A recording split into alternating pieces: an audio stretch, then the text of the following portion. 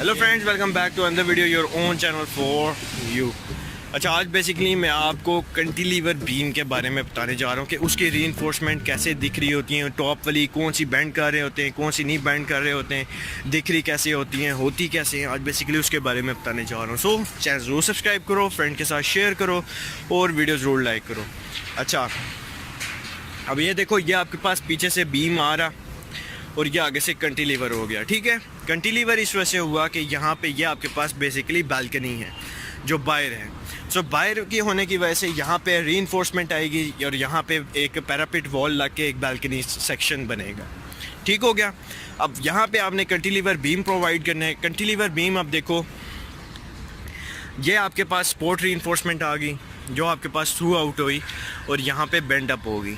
जो आपके पास बीच में एक्स्ट्रा जो सपोर्ट है, एक्स्ट्रा जो बार है, वो आपके pass through out I, straight गई, उसको आपने बेंड अप नहीं करना।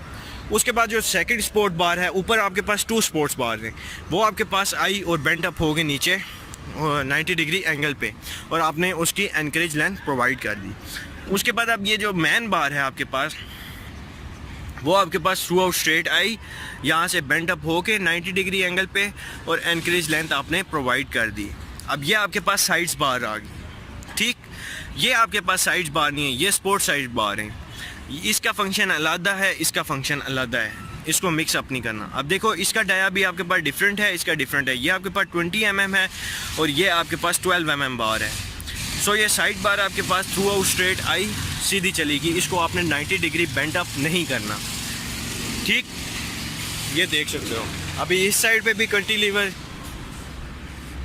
पीछे से देखो, ये कंटिन्यूस आया, यहाँ से ये आपके पास स्पोर्ट बार आ गई, ये 90 डिग्री बेंड होकर नीचे चलेगी।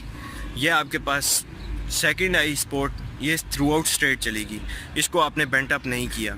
फिर आपके पास जो नीचे ये साइड बार आ गई, फिर नीचे वाली जो मैन बार आई, उसको आपने 90 डिग्री सारी बारों को बेंड किया। ऊपर देखो, स्पोर्ट बार्स को सिर्फ ये जो साइड वाली बार है उसको आपने बेंड अप करना है, लेकिन जो नीचे वाली, अब ये देखो, ये साइड वाली स्पोर्ट्स बार है, इसको 90 डिग्री बेंड किया। ऊपर वाली जो बार है उसको 90 डिग्री बेंड किया। सारों को, नीचे वाली को बेंड किया, लेकिन ऊपर वाली साइड्स वाली को सिर्फ बेंड किया। ठीक हो गया। अभी अगर मैं आपको ये वाला दिखाऊं,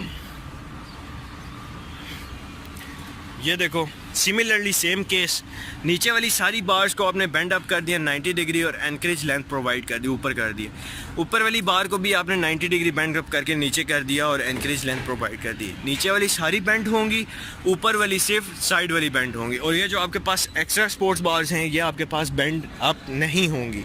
अब ये देखो, ये थ्रू आउट जा रही हैं, यहाँ पे देखो थोड़े से सेक्शन में, यहाँ पे इस वजह से थ्रू आउट है एक्स्ट्रा बार्स कि आपके पास जो है नेगेटिव बेंडिंग मोमेंट होती है यहाँ पे, उसको रेजिस्ट कर सके।